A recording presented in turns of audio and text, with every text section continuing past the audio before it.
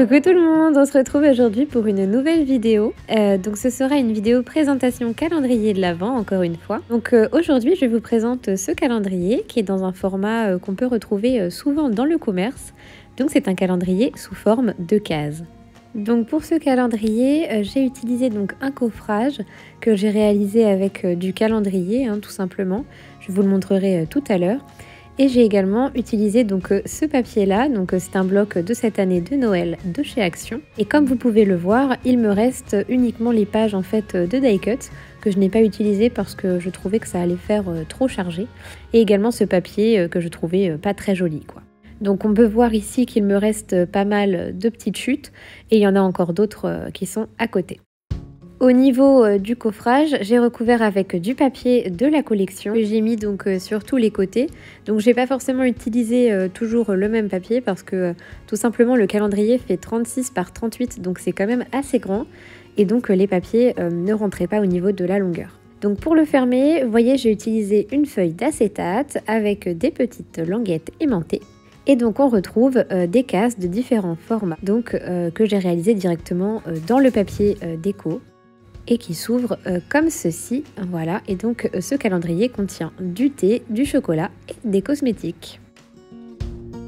Sur cette case ici, évidemment vous me connaissez, je fais toujours des petites bêtises, donc vous voyez qu'il y a 2 numéros, tout simplement parce que quand j'ai monté mon calendrier, j'ai oublié la 24e case. Voilà, donc j'ai dû mettre 2 cadeaux dans une seule case. Là, ce que je vous montre, en fait, ce sont des petits renforts que j'ai dû rajouter puisque les cases ne comblaient pas tout l'espace. Donc voilà, là, je vous montre tous les renforts que j'ai mis dans ce calendrier. Donc je les ai fait à la manière des boîtes, j'ai juste pas créé de fond. Donc voilà, et j'ai décoré avec quelques éléments du bloc. Donc là, je vous montre un autre format de cases, donc un format plus allongé qui contient ici donc des cosmétiques, en l'occurrence une crème pour les mains. Et donc, vous voyez, les cases se ferment comme ceci. Et après, eh bien, il faudra les remettre par contre, sinon tout le calendrier va s'effondrer. Donc pour les numéros que j'ai utilisé donc les numéros proposés par le bloc. Donc il y avait une page avec les différents numéros. J'en ai découpé certains pour que ce soit un peu plus joli et que ça varie les formats. Et j'en ai laissé d'autres sous format carré. Donc ici, comme je vous le disais, pour la couverture, un petit peu pour maintenir ces boîtes, j'ai utilisé de l'acétate. Donc c'est une feuille qui vient de chez Craftelier, que je vous mettrai donc en description. Et je viens fixer donc cette feuille d'acétate avec un rabat qui rentre le long du bord et qui se ferme avec donc ces petites tiges aimantées qui sont reliées donc aux aimants qui sont cachés sous ces petits numéros.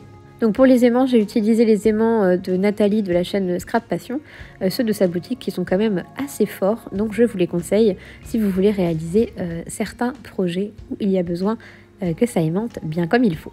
Donc voilà, j'ai collé sur le dessus donc ce petit Countdown to Christmas comme je vous le disais tout à l'heure, qui est donc dans la page du bloc où il y a les numéros. Donc je l'ai mis dessus, je trouve que ça décore et que ça fait quand même plutôt pas mal joli. Donc je vais vous remontrer rapidement le coffrage.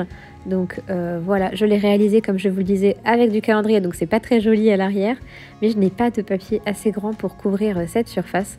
Donc voilà, je n'ai rien mis derrière, de toute manière ce n'est pas fait pour être retourné, donc je me suis dit que c'était pas si grave.